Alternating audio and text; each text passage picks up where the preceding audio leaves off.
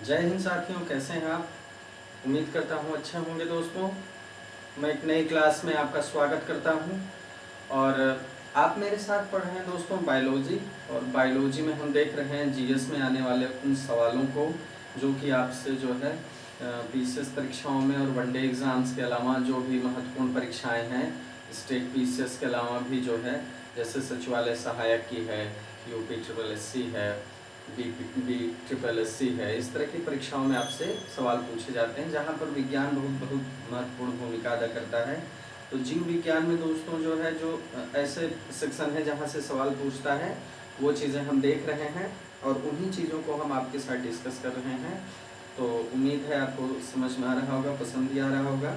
जहाँ कोई समस्या है आप अवगत जरूर कराएं। तो दोस्तों, हम पिछली क्लास जो आपने पढ़ी, पिछली क्लास में दोस्तों हमने क्या पढ़ा था? हमने पढ़ा था प्रोटिस्टा जगत के बारे में। प्रोटिस्टा जगत के बारे में हमने पढ़ा था, जिसमें हम प्रोटोजोआ देख रहे थे। क्या देख रहे थे? संघ प्रोटोजोआ। संघ प्रोटोजोआ में जो बातें थी हो चुकी थी, एकदम सरलतम आदिम जीव थे ये, और इनसे जुड़ी हुई जो सारी बातें हैं वो हमने देख ली थी। बचा क्या था देखने के लिए? कुछ विशेष बातें जो आपके लिए जानना जरूरी है, कुछ स्पेशल फैक्ट्स हैं जो आपके लिए महत्वपूर्ण हैं। आइए उनको एक एक करके देखते हैं। जैसे अमीबा, इसका एक महत्वपूर्ण जंतु था दोस्तों, अमीबा। अमीबा का अर्थ ही होता है दोस्तों बदलना। क्या होता है इसका मतलब? बदलना। आपने देखा होगा कि इसका कोई निश्चित आकार नहीं होता, कोई भी इसका निश्चित आकार नहीं होता। इसीलिए इसका अर्थ क्या होता है? इसका अर्थ क्या होता है? बदलना, मतलब जो हमेशा बदलता रहे। उत्पादों की वजह से मदद से ये जो है चलता रहता है, इससे अपने शिकार को भी पकड़ता है। ठीक है, चलिए, अमीबा का अर्थ क्या है? बदलना। अब देखिए, एक इसमें जीव है दोस्तों, एंट अमीबा हिस्टोलिका। एंट अमीबा हिस्टोलिका। एंट अमीबा हिस्टोलिका। इस जीव से क्या होता है दोस्तों? मनुष्यों में जो पेचिस का रोग होता है, पेचिस का रोग, पेचिस का रोग दोस्तों इसी प्रोटोजोआ की वजह से होता है। ठीक है, किस प्रोटोजोआ की वजह से होता है? एंट अमीबा हिस्टोलिका की वजह से। क्लियर हुआ? ठीक, तो ये जिम्मेदार होता है पेचिस रोग के लिए। याद रखिएगा, ये किस संघ का होता है? प्रोटोजोआ संघ का। ठीक है, समझ में आया? चलिए दोस्तों, आगे देखा जाए। एक और जीव है एंट अमीबा कोलाई। एंट अमीबा कोलाई। एंट अमीबा कोलाई। अब एंट अमीबा कोलाई से क्या होता है दोस्तों? एंट अमीबा कोलाई से क्या होता है? ये कहाँ रहता है? ये रहता है कोलोन में। कहाँ रहता है दोस्तों? कोलोन में, जिसको क्या कहते हैं? बृहदांत्र। क्या कहते हैं? बृहदांत्र या बड़ी आंत। जो हमारा बड़ी आंत होता है, बड़ी आंत पाचन तंत्र का एक भाग है, उसमें ये निवास करता है। एंट अमीबा कोलाई। क्या नाम है इसका? एंट अमीबा कोलाई। यह भी प्रोटोजोआ है। ये क्या करता है दोस्तों? ये क्या करता है? ये जो है जीवाणुओं को खाता है। किसको खाता है? बैक्टीरियाज को। ये जीवाणुओं को खाता है। इसका मतलब ये हमारे लिए महत्वपूर्ण है। ध्यान दीजिएगा, ये हानिकारक जीवाणुओं को खाता है दोस्तों। हमारे शरीर में जो भी कोलोन में, मान लीजिए हमारी जो रक्त कोशिकाएं होती हैं या ऊतक होते हैं, तो रक्त कोशिकाओं ऊतकों को ये नहीं खाता। रक्त कोशिकाओं और ऊतकों को ये नहीं खाता, मतलब हमारे लिए नुकसानदायक नहीं है। ये किसको खाता है? जीवाणुओं को खाता है, जो हमारे लिए नुकसानदायक साबित हो सकते हैं, उनको ये खाता है। या ऐसे जीवाणु को खाता है जिनसे हमें कोई नुकसान नहीं होता। और ये जो है न तो हमारी रक्त कोशिकाओं के लिए हानिकारक, न उनको खाता है, न ऊतकों को खाता है। कहाँ रहता है? बड़ी आंत में या कोलोन में। क्या नाम है दोस्तों इसका? एंट अमीबा कोलाई। ठीक है, आइए और कुछ बातें देख लेते हैं इसी संघ से संबंधित जीवों के बारे में। आइए देखते हैं दोस्तों कुछ और बातें जो आपके लिए जानना जरूरी है।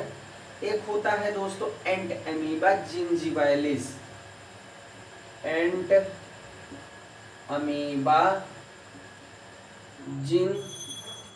जिंजीवाइलिस, नाम याद रखिएगा दोस्तों, ये पूछ सकता है परीक्षा में। एंट अमीबा जिंजीवाइलिस, ये क्या है? ये परजीवी है दोस्तों। क्या है? पैरासिटिक है। और क्या है ये? पायरिया, पायरिया रोग का कारण है। पायरिया रोग का कारण है। पायरिया रोग आप जानते होंगे कहाँ होता है?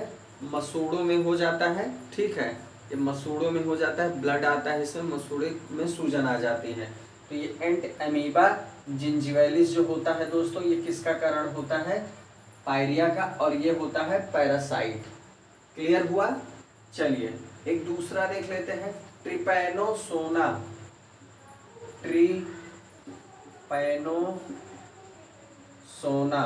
ट्रिपैनोसोना गैम्बियंस, गैम्बियंस, गैम्बियंस। ट्रिपैनोसोना गैम्बियंस दोस्तों ये किसके लिए जिम्मेदार होता है?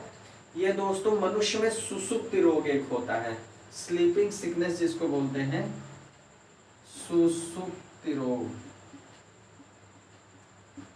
सुसुप्ति रोग मतलब स्लीपिंग सिकनेस, मनुष्य में जो है सोने की समस्या हो जाती है, नींद की समस्या हो जाती है, स्लीपिंग सिकनेस की प्रॉब्लम हो जाती है। ठीक है, इस रोग का जिम्मेदार होता है ट्रिपैनोसोना गैम्बियंस। ये पाया कहाँ जाता है? मानव के रुधिर में। कहाँ पाया जाता है दोस्तों? मानव के रुधिर में पाया जाता है। क्लियर हुआ? चलिए अब देखिए प्लाज्मोडियम, प्लाज्मोडियम तो आप परिचित होंगे दोस्तों। जो प्लाज्मोडियम होता है ये मलेरिया ज्वर के लिए बहुत ज़्यादा जो है जिम्मेदार होता है। प्लाज्मोडियम, प्लाज्मोडियम जो होता है, प्लाज्मोडियम फल्सीपैरम आपने देखा होगा, मलेरिया ज्वर का कारण है ये जो प्लाज्मोडियम होता है दोस्तों क्या है? ये प्रोटोजोआ ही है। ठीक है, ये क्या है? प्रोटोजोआ है, जो मच्छर जो है अपनी खून चूसने की जो नली होती है उसके माध्यम से मनुष्य के शरीर में छोड़ देता है। ठीक है, मच्छर क्या है? इसका वाहक है, मच्छर वाहक है। और ये किसके रोग का कारण है? मलेरिया का।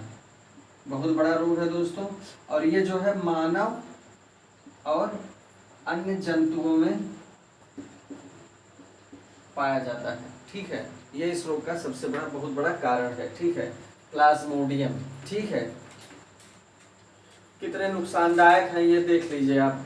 अब युगलीना को देखते हैं दोस्तों। युगलीना, युगलीना ये ऐसे होता है। युगलीना, इसमें कशाभिका पाई जाती है, इसमें एक ये कशाभिका पाई जाती है जिससे ये गमन करता है, कशाभिका, और शिकार करने में और गमन करने में ये मदद करती है। ठीक है, युगलीना को दोस्तों हरा प्रोटोजोआ कहा जाता है।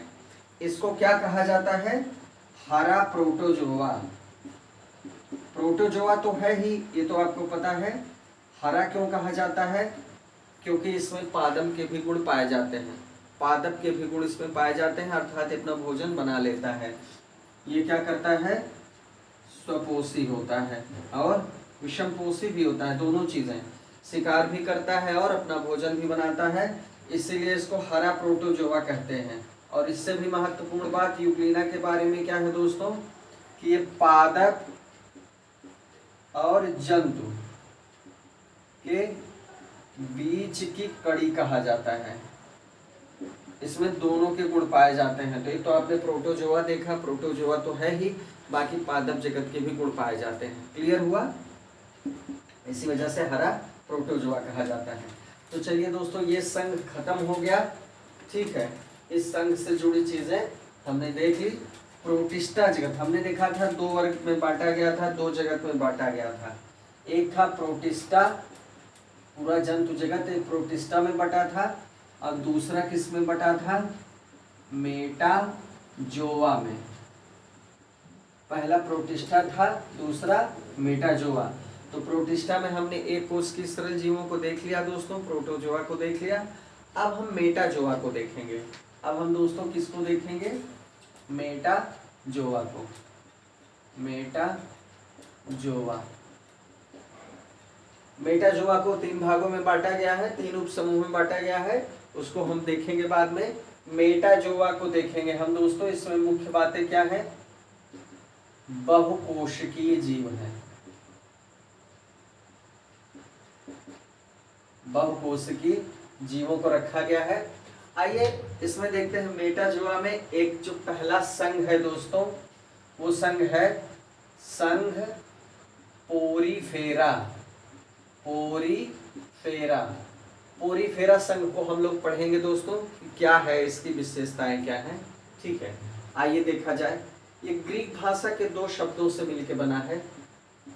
ग्रीक भाषा के 2 शब्दों से मिलकर बना है पोरीफेरा। 2 शब्दों से मिलकर बना है। पहला शब्द क्या है दोस्तों? पहला क्या है? पोरोस। और दूसरा शब्द क्या है? फेरे। जो पोरीफेरा शब्द है, पोरीफेरा 2 शब्दों से मिलकर बना है दोस्तों, पोरस और फेरे। तो पोरस मतलब पोर्स आप जानते ही हैं, सीधी सी बात है। पोर से मतलब पोरोस है। और दूसरा क्या है दोस्तों? दूसरा से है टू बियर। टू बियर इसका मतलब होता है धारण करना, और इसका मतलब तो आपको पता ही होगा, छिद्र। मतलब ऐसे जीव जो छिद्र धारण करते हैं उनको क्या कहते हैं? पोरीफेरा संघ में जो है शामिल करते हैं। पोरीफेरा संघ में कौन से जीव शामिल है, इससे आप समझ पा रहे होंगे, ऐसे जीव जिनके शरीर में छिद्र होता है।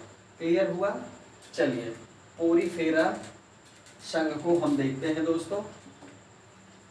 आइए देखते हैं छिद्रधारक जंतुओं में कौन कौन से जंतु हैं। संघ पोरीफेरा के जो अधिकांश जंतु हैं इनको क्या कहते हैं हम? अधिकांश जंतु जो इनके होते हैं, जिनमें पोर्स होते हैं, वो क्या कहलाते हैं दोस्तों? स्पंज कहलाते हैं। मैक्सिमम जो जंतु हैं वो स्पंज हैं। अलग अलग तरह के स्पंज हैं, लेकिन इनको स्पंज कहा जाता है। चलिए इसके प्रमुख लक्षणों के बारे में हम देखते हैं दोस्तों। क्या देखेंगे हम? प्रमुख लक्षण। प्रमुख लक्षणों को समझा जाए, आइए देखते हैं। ये कौन से जीव होते हैं? पोरीफेरा या छिद्र युक्त जीव कौन से होते हैं? बहुकोशिकीय होते हैं। पहला, बहुकोशिकीय मतलब मल्टी सेलुलर होते हैं। बहुकोशिकीय, बहुकोशिकीय जीव होते हैं, जलीय होते हैं, और ये कहाँ रहते हैं? किसी ठोस चट्टान या वस्तु पर। किसी ठोस चट्टान या वस्तु पर ये निवास करते हैं, ठीक है। समझ में आया आपको? बहुकोशिकीय होते हैं, जलीय मतलब एक्वाटिक होते हैं, और किसी ठोस चट्टान या वस्तु पर ये निवास करते हैं। दूसरी बात जो इनके बारे में जानना जरूरी है दोस्तों, वो क्या है? इनकी जो आकृति होती है, इनका जो शेप होता है, वो क्या होता है? अनियमित होता है। क्या होता है? इरेगुलर होता है, बेलनाकार होता है। बेलनाकार होता है, और कैसा होता है? अंडाकार हो सकता है, अंडाकार हो सकता है, या शाखीय हो सकता है। क्या हो सकता है? शाखीय मतलब शाखा की तरह हो सकता है। मतलब या तो अनियमित होगा, इरेगुलर होगा, या तो बेलनाकार होगा, या अंडाकार, या शाखीय। क्लियर हुआ? चलिए ये तो इनकी आकृति की बात हो गई। इनके शरीर में दोस्तों ऊतक नहीं पाया जाता है। ऊतक का अभाव शरीर में ऊतक नहीं पाया जाता। ठीक है, आइए कुछ और चीजें देख लेते हैं। ऊतक इनमें नहीं पाया जाता। ठीक है, इनको नोट डाउन कर लीजिएगा दोस्तों, बहुत महत्वपूर्ण है। और क्या चीज है, शरीर भित्ति में देखिए अनेक छेद पाए जाते हैं। जो शरीर भित्ति होती है इनकी, इनमें अनेक छिद्र पाए जाते हैं, अनेक छिद्र पाए जाते हैं। ये आप पहले ही देख चुके हैं, पोर्स होते हैं इनमें। इन्हें क्या कहते हैं दोस्तों, ऑस्टिया कहते हैं। इन छिद्रों को क्या बुलाते हैं, ऑस्टिया कहते हैं। इन छिद्रों को हम नाम देते हैं क्या, ऑस्टिया का। ठीक है, अब देखिए इनके शरीर के जो है, जो अग्र सिरा होता है, शरीर के अग्र सिरे पे एक छिद्र पाया जाता है। ठीक है, शरीर के अग्र सिरे पर एक बड़ा छिद्र पाया जाता है, जिसे क्या कहते हैं, ओस्कुलम। क्या कहते हैं दोस्तों, ओस्कुलम कहते हैं। मतलब शरीर का जो अग्रभाग होता है, अग्रभाग में क्या होगा, एक छिद्र पाया जाएगा, वो बड़ा सा छिद्र होगा, उसको ओस्कुलम बोलेंगे। बाकी जो शरीर में, पूरे शरीर में छिद्र पाए जाएंगे, उनको क्या बोलेंगे, ऑस्टिया बोलेंगे। उनको क्या बोलेंगे दोस्तों, ऑस्टिया बोलेंगे। ठीक है, क्लियर हुआ। चलिए, ये संघ पोरीफेरा देख रहे हैं दोस्तों। आइए और चीजों को देखा जाए, इस संघ में और क्या महत्वपूर्ण गुण है या लक्षण है। बहुकोशिकीय जीव होते हैं, ये आपको पता ही है, बहुकोशिकीय है। इनमें क्या पाया जाता है दोस्तों, नाल तंत्र। नाल तंत्र की उपस्थिति होती है इनमें। क्या होती है, नाल तंत्र की उपस्थिति होती है, मतलब संवहन तंत्र उपस्थित होता है। ठीक है, आइए और चीजें देख लेते हैं। ये चूंकि नाल तंत्र होता है, इसलिए इसके माध्यम से जल जो होता है वो संपूर्ण शरीर में जो है प्रवाहित होता है। जल जो है संपूर्ण शरीर में प्रवाहित होता है, इसका ट्रांसपोर्टेशन होता है, प्रवाहित होता है।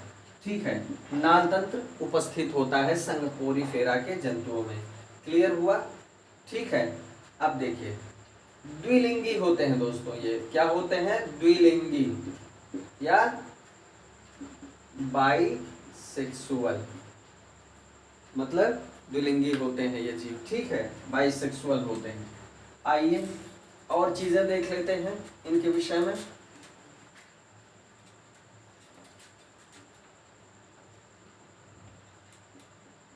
पोरीफेरा, ठीक है, पोरीफेरा,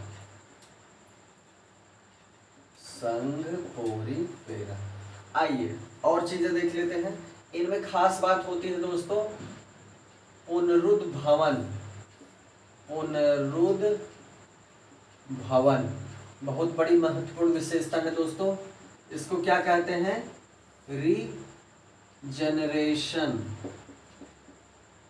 मतलब इन जीवों में पुनरुद्भवन की क्षमता होती है। अगर कोई अंग जो है नष्ट हो गया, कट गया, टूट फूट गया, तो ये क्या करते हैं, उसका निर्माण कर सकते हैं, फिर से उसको निर्मित कर सकते हैं।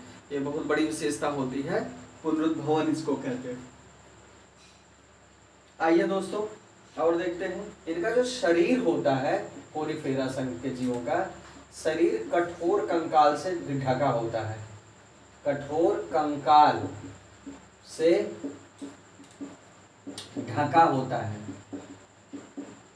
अब आपको पता ही होगा कि जो कंकाल होता है, जिनके भी शरीर में, जलीय जीवों में कंकाल होता है, तो किसका बना होता है, कैल्शियम कार्बोनेट का। किसका बना होता है, कैल्शियम कार्बोनेट का। ठीक है, ये कठोर कंकाल होता है, इनसे पूरा शरीर इनका ढका होता है। और कंकाल में क्या होता है, कंकाल में कांटे जैसी रचनाएं पाई जाती हैं। कंकाल में कांटे जैसी क्या होती हैं, रचनाएं पाई जाती हैं। रचनाएं पाई जाती हैं। ठीक है, शरीर क्या होता है, एक जो है ठोस मजबूत कंकाल से ढका होता है, कैल्शियम कार्बोनेट की बनी, और कंकाल में जो क्या होती है, कांटे जैसी संरचनाएं भी पाई जाती है। ठीक है, समझ में आया। प्रजनन जो होता है दोस्तों, इनमें जो प्रजनन होता है, रिप्रोडक्शन जो होता है, वो क्या होता है, अलिंगी भी हो सकता है और लिंगी भी हो सकता है। लिंगी भी हो सकता है, अलिंगिक भी हो सकता है, दोनों चीजें हो सकती हैं। ठीक है, अलैंगिक भी हो सकता है और लैंगिक भी हो सकता है। निषेचन कैसा होता है, निषेचन आंतरिक होता है, आंतरिक पाया जाता है। इनमें निषेचन जो होता है वो आंतरिक होता है। ठीक है, चलिए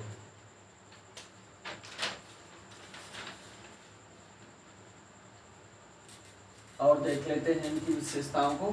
जो सारी विशेषताएं हैं, जहां भी लगता है कि आपको जानना जरूरी, मैं सारी बता दे रहा हूं, आप इसको नोट डाउन कर लीजिएगा दोस्तों, काम आएगा आपके। ठीक है, इसमें इनके शरीर में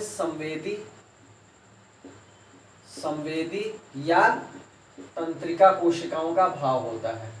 तंत्रिका कोशिकाओं का अभाव होता है, अभाव होता है, मतलब संवेदी या तंत्रिका कोशिकाएं इनमें नहीं पाई जाती। ठीक है, क्लियर हुआ।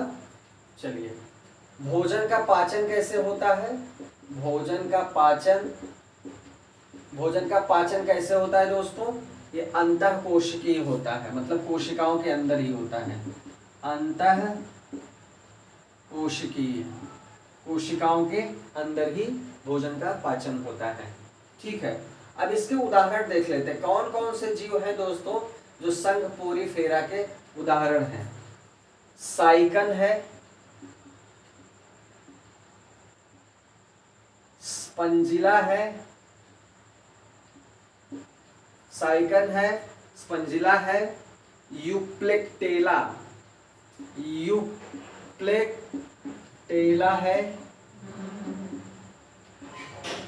स्पंजिला है, यूप्लेक्टेला है, साइकन है, यूस्पंजिया है, यूस्पंजिया। क्लियर हुआ। ये सारे जीव इसके उदाहरण हैं, संघ पोरीफेरा जीवों के।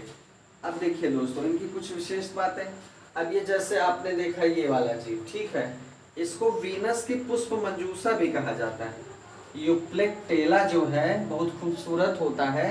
इसकी खूबसूरती की वजह से क्या होता है, इसको वीनस के फूलों की डलिया भी कहते हैं। ठीक है, वीनस के फूलों की डलिया भी कहते हैं। क्लियर हुआ दोस्तों। चलिए, और ये कहाँ पाया जाता है, ये जापान आदि में जो है क्या होता है, जापान देश होता है। जापान देश में लोगों को ये उपहार के रूप में दिया जाता है। जापान देश में ये लोगों को उपहार के रूप में दिया जाता है, लोगों को गिफ्ट के रूप में इसको दिया जाता है। ये फूल की तरह होता है, फूल की डलिया की तरह होता है, बहुत खूबसूरत होता है। ठीक है, समझ में आया। चलिए, अब देखिए स्पंजिला क्या है। स्पंजिला दोस्तों एक स्पंज है, स्पंजिला। तो आपको पता है ये पोरीफेरा का है, तो स्पंज ही है ये। ये कहाँ पाया जाता है, ये मीठे जल में पाया जाता है। कहाँ पाया जाता है दोस्तों, ये मीठे जल में पाया जाता है, स्पंजिला। क्लियर हुआ। चलिए, ये कुछ जीव हो गए जो संघ पोरीफेरा से संबंधित है।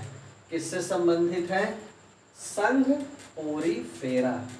क्लियर हुआ।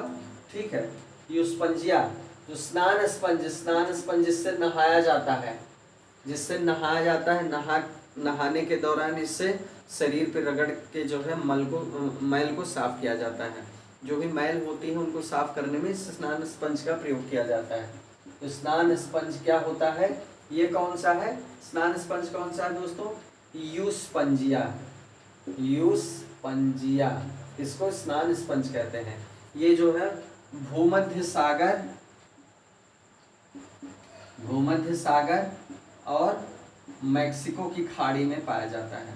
मैक्सिको की खाड़ी में बहुत अधिक मात्रा में पाया जाता है। ठीक है, कौन सा? युस्फंजिया, ये स्नानपंज यही होता है। क्लियर हुआ? तो दोस्तों संघ पूरी फेरा हम लोगों ने समझ लिया, संघ पूरी फेरा हमने कंप्लीटली समझ लिया। आइए दोस्तों अब देखते हैं दूसरा संघ।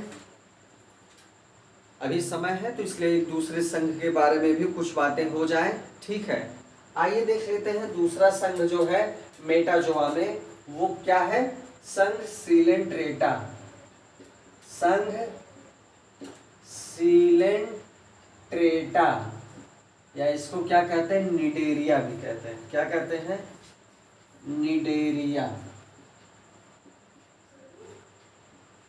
संघ सीलेंट्रेटा या निडेरिया। आइए दोस्तों देखते हैं ये शब्द किससे बना है निडेरिया। ये भी ग्रीक भाषा के शब्द से बना है, ग्रीक भाषा के शब्द से बना है। क्या है? निडे, निडे से बना है। इसका मतलब होता है नेटल, नेटल। ठीक है, क्या मतलब इसका? नेटल। नेटल का क्या मतलब है? Stinging, stinging cell bearing. Stinging मतलब होता है दोस्तों दंश, दंश मारने वाली। स्टिंग मतलब क्या होता है? दंश मारना। ठीक है, तो स्टिंगिंग मतलब दंश मारने वाली जो कोशिकाएं होती हैं उनकी बात हो रही है। मतलब दंश कोशिका धारक, ऐसी कोशिकाएं जो दंश मारती हैं या डंक मारती हैं, उस तरह की कोशिकाओं को ये धारण करते हैं। कौन से जीव? निडेरिया संघ के जीव। क्लियर हो गया? निडेरिया संघ के जीव कौन से होते हैं? जो दंश मारने वाली कोशिकाओं को धारण करते हैं या जिनमें दंश कोशिकाएं पाई जाती हैं। क्लियर हुआ? चलिए अब देखिए ये क्या है दोस्तों? बहुकोशिकीय है, बहुकोशिकीय जीव है, बहुकोशिकीय है। जलीय जीव है मतलब एक्वाटिक है। मल्टी सेलुलर है मतलब बहुकोशिकीय है, जलीय है या क्या है? एक्वाटिक है। दो बातें। अधिकांश क्या होते हैं? समुद्र में पाए जाते हैं। इनके अधिकांश जीव क्या होते हैं? समुद्र में पाए जाते हैं, पाए जाते हैं। क्लियर हुआ दोस्तों? अधिकांश जीव किस में पाए जाते हैं? समुद्र में पाए जाते हैं। ठीक है, अब इनके जो प्रमुख लक्षण है वो देख लेते हैं। प्रमुख लक्षण, इसमें सब चीजें आपको याद करनी है दोस्तों। एक एक पॉइंट्स को देख लीजिए, जो महत्वपूर्ण है वही मैं आपको सिलेक्ट करके बता रहा हूँ। सारी चीजें नहीं बता रहा हूँ, जो बहुत महत्वपूर्ण है उन चीजों को हम डिस्कस कर रहे हैं आपके साथ। ठीक है, तो ये जो है बिल्कुल छोड़ने वाली नहीं है। एक बार आप पढ़ लेंगे तो हमेशा के लिए ये तैयार हो जाएगा। इस संघ से जुड़ी सारी बातें आप देख लीजिए। पहली चीज तो आपने देखी, ये क्या है? निम्न स्तरीय जीव है, जलीय है, अधिकांश समुद्र में पाए जाते हैं। और क्या देखना है? ये द्विस्तरीय प्राणी होते हैं, द्विस्तरीय, द्विस्तरीय प्राणी होते हैं, द्विस्तरीय प्राणी होते हैं। इनमें देखिए दोस्तों, एक जो होता है बाह्य स्तर होता है, बाह्य स्तर होता है, इसको क्या कहते हैं? एक्सोडर्म। और आंतरिक स्तर जो होता है, आंतरिक जो स्तर होता है इसको इंडोडर्म कहते हैं।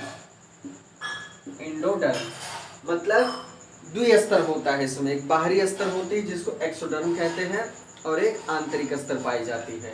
क्लियर हुआ? चलिए ठीक है। कोशिकाएं जो होती हैं इसमें, कोशिकाएं जो होती हैं ये ऊतक स्तर पर व्यवस्थित होती हैं। टिश्यू लेवल पे ये क्या होती हैं? व्यवस्थित होती हैं। तो कोशिकाएं ऊतक स्तर पर व्यवस्थित होती हैं। क्लियर हुआ? ये अगले लक्षण है। और क्या लक्षण है दोस्तों इसमें? बहुकोशिकीय होते हैं ये, तो ये देख ही चुके हैं, बहुकोशिकीय होते हैं। इनके शरीर में इनके शरीर में दोस्तों एक केवल एक गुहा पाई जाती है, केवल एक गुहा पाई जाती है, जिसे क्या कहते हैं, अंतर्गुहा। अंतर्गुहा, सिर्फ एक गुहा पाई जाती है जिसे हम अंतर्गुहा कहते हैं। ठीक है, चलिए और कुछ बातें देख लेते हैं दोस्तों। इनमें क्या क्या अभाव होता है? इनमें न सिर होता है, न दिमाग होता है, और न तो गुदा होती है। ठीक है, इनमें किन किन चीजों का अभाव होता है? सिर, मस्तिष्क और गुदा का क्या होता है? अभाव होता है। क्लियर हुआ? संघ सिलेंट्रेटा या निडेरिया के जीवों में न तो मस्तिष्क पाया जाता है, न तो सिर पाया जाता है, न तो एनाल पाया जाता है। ठीक है, समझ में आई बात? चलिए, पाचन गुहा कैसी होती है दोस्तों? थैली जैसी। पाचन गुहा जो होती है ये कैसी होती है? थैली नुमा या थैली जैसी, एक थैली जैसी होती है पाचन गुहा। ठीक है, मुख के चारों ओर इनके क्या होता है? जैसे इनका एक मुख होता है ऐसे, तो लंबे लंबे स्पर्शक पाए जाते हैं। क्या पाए जाते हैं? मुख के चारों ओर, मुख के चारों ओर क्या होता है दोस्तों? लंबे लंबे संस्पर्शक पाए जाते हैं। क्लियर हुआ? मुख के चारों ओर क्या होता है? बहुत लंबे लंबे संस्पर्शक पाए जाते हैं। और क्या बातें हैं? और देखिए, शरीर जो होता है, अब ये तो संस्पर्शक हो गए, और यहाँ पूरे शरीर में क्या पाई जाती हैं? दंश कोशिकाएं। और पूरे शरीर में क्या पाई जाती हैं दोस्तों? दंश कोशिकाएं पाई जाती हैं। क्लियर हुआ? इसमें देखिए, श्वसन तंत्र का अभाव होता है, श्वसन तंत्र का अभाव, उत्सर्जन तंत्र का अभाव। ठीक है, उत्सर्जन और परिसंचरण तंत्र, परिसंचरण तंत्र, श्वसन, उत्सर्जन और परिसंचरण, इन तीनों तंत्र का क्या होता है दोस्तों? इस संघ के जीवों में अभाव होता है। क्या होता है? अभाव होता है। अब और क्या बातें जानना जरूरी है आपके लिए? ये तो आपने देख लिया।